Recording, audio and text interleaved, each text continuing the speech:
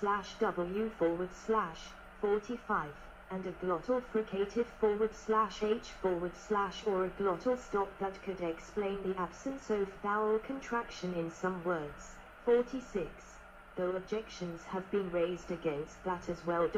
47. A recent descriptive grammar by Graham Yagersma includes /j//h/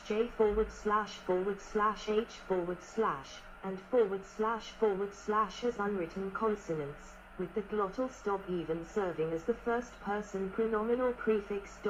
48. Very often, a word final consonant was not expressed in writing and was possibly omitted in pronunciation, so it surfaced only when followed by a vowel. For example, the /k/ of the genitive case ending -ac does not appear in E2 lugal la the king's house, but it becomes obvious in E2 lugal la can, it is the king's house. Compare liaison in French. Vowels. The vowels that are clearly distinguished by the cuneiform script are /a/, //, /e/,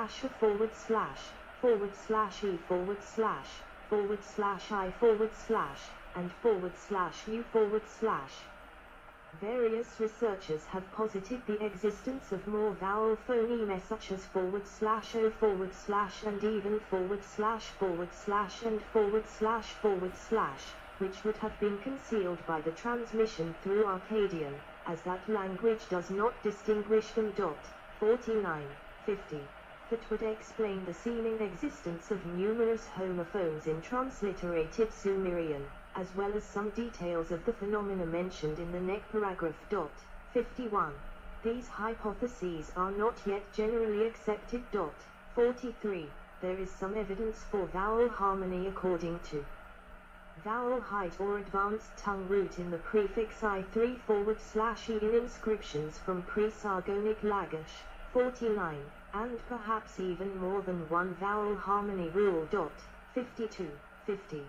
There also appear to be many cases of partial or complete assimilation of the vowel of certain prefixes and suffixes to one in the adjacent syllable reflected in writing in some of the later periods, and there is a noticeable, albeit not absolute, tendency for dissyllabic stems to have the same vowel in both syllables.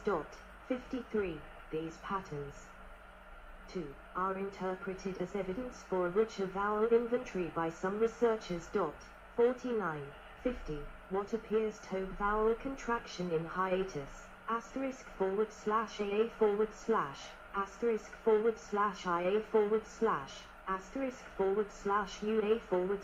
and GTA, *//, and GTA, *//,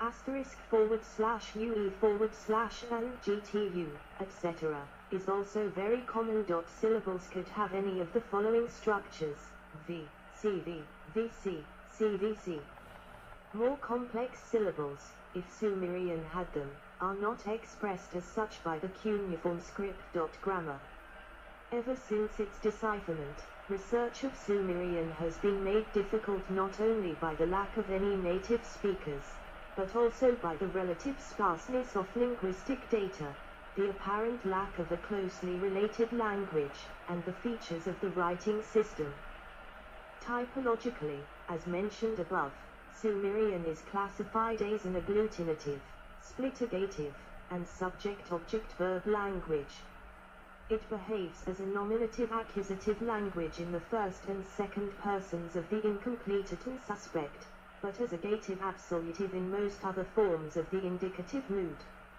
Sumerian nouns are organized in two grammatical genders based on animacy, animate and inanimate. Animate nouns include humans, gods, and in some instances the word for statue. Case is indicated by suffixes on the noun. Noun phrases are right branching with adjectives and modifiers following nouns. 54. Sumerian verbs have a tense aspect complex, contrasting complete and incomplete actions / states. The two have different conjugations and many have different roots. Verbs also mark mood, voice, polarity, iterativity, and intensity, and agree with subjects and objects in number, person, animacy, and case. Sumerian moods, indicative, imperative, cohortative, precative / affirmative, prospective aspect / cohortative mood, affirmative / negative volative, unrealized volative, negative, affirmative, polarative, and are marked by a verbal prefix. The prefixes appear to conflate mood, aspect, and polarity, and their meanings are also affected by the tense-aspect complex. Sumerian voices are active and middle or passive. Verbs are marked for 3 persons, first, second, third, in 2 numbers, singular and plural. Finite verbs have 3 classes of prefixes: modal prefixes, conjugational prefixes, and pronominal / dimensional prefixes. Modal prefixes confer the above moods on the verb. Conjugational prefixes are thought to confer perhaps fenative / andative, being / action, focus, valency, or voice distinctions on the verb. Pronominal / dimensional prefixes correspond to noun phrases and their cases. Non-finite verbs include participles and relative clause verbs, both formed through nominalization.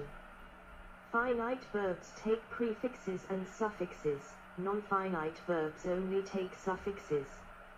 Verbal roots are mostly monosyllabic, though verbal root duplication and suppletion can also occur to indicate plurality.